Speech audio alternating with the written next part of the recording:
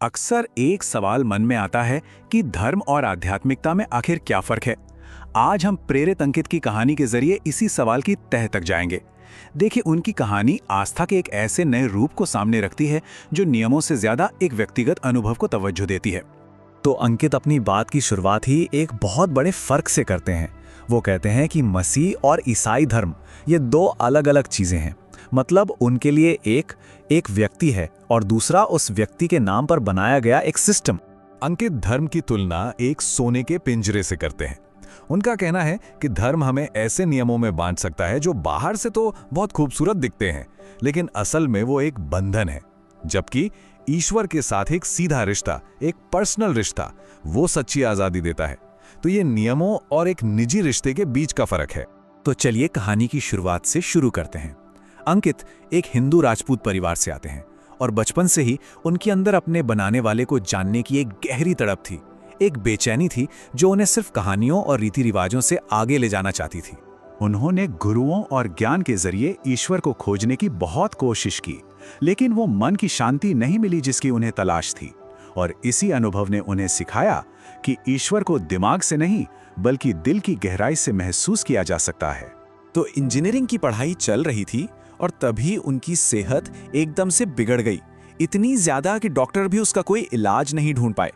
ये उनकी जिंदगी का वो दौर था जब वो निराशा के ऐसे गहरे अंधेरे में चले गए थे जहां से बाहर आने का कोई रास्ता ही नहीं दिख रहा था। जब अंकित पूरी तरह टूट चुके थे, जब सारी उम्मीदें खत्म हो चुकी थीं, तब उनके एक दोस्त ने उन्हें एक नया रास्ता दिखाया। एक ऐसा रास्ता जो उनकी जिंदगी को हमेशा हमेशा के लिए बदलने वाला था। अब देखिए, अंकित के मन में हजारों सवाल थे, शक थे, लेकिन जब उनसे ये सीधा सा सवाल पूछा गया तो बदलाव की उनकी इच्छा और उनकी हताशा इतनी ज्यादा थी कि उनके मुंह से बस हाँ ही निकल सका। और ये कोई लंबा चौड़ा प्रोसेस नहीं था, सिर्फ 30 सेकंड की एक प्रार्थना। लेकिन अंकित बताते हैं कि इसका असर किसी चमत्कार से कम नहीं था। वो कहते हैं कि उस एक पल ने उनकी जिंदगी को, उनकी सोच को, उनके पूरे वजूद को बिल्कुल पलट कर रख दिया।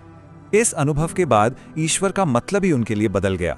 अब वो कोई दूर की डराने वाली शक्ति नहीं थे, बल्कि एक प्यार करने वाले, एक करीबी पिता की तरह महसूस होने लगे। लेकिन अपने इस नए विश्वास को परखने के लिए अंकित ने एक बहुत हिम्मत वाला काम किया। वो अपनी छत पर गए और सीधे ईश्वर को चुनौती दे दी कि वो अपना प्यार उनके सामने साबित करें। अंकित बताते हैं कि उन्हें एक आवाज सुनाई दी जिसने उन्हें बाइबल की एक ऐसी आयत की तरफ भेजा जिसे उन्होंने पहले कभी नहीं पढ़ा था। और कमाल की बात यह थी कि उस आयत में उनके उस गहरे सवाल का सीधा जवाब था। इस घटना ने अंकित की पहचान ही बदल दी। अब वो खुद को किसी धार्मिक लेबल जैसे कैथोलिक या प्रोटेस्टेंट से नहीं जोड़ते थे, बल्कि जब उन्होंने पूछा कि मैं कौन हूं, तो उन्हें जवाब मिला, तुम मेरे बेटे हो। एक सरल और गहरी पहचान। तो इस नए जीवन का सबूत क्या था? क्या ये नियमों का बोझ था या कोई उदासी?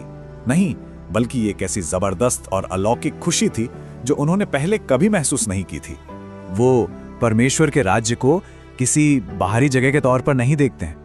उनके लिए ये एक अंदर का अनुभव है, शांति और आनंद की एक ऐसी अवस्था जिसे कोई भी कभी भी महसूस कर सकता है। डिप्रेशन और इस दिव्य आनंद के बीच का फर्क समझाने के लिए अंकित एक बहुत ही कमाल का उदाहरण देते हैं। वो कहते हैं कि डिप्रेशन बाहर से आने वाला एक प्रेशर है जो हमें कुचल देता है, जबकि ये आनंद, ये खुशी अंदर से उठने वाला एक प्रेशर है जो हमें ऊपर उठाता है। अंकित इस बात पर बहुत जोर देते हैं कि आनंद कोई हल्की फुल्की भावना नहीं, बल्कि एक गहरी आध्यात्मिक शक्ति है। उनके हिसाब से ये डिप्रेशन का एंटीडोट है और असली ताकत का सोर्स भी।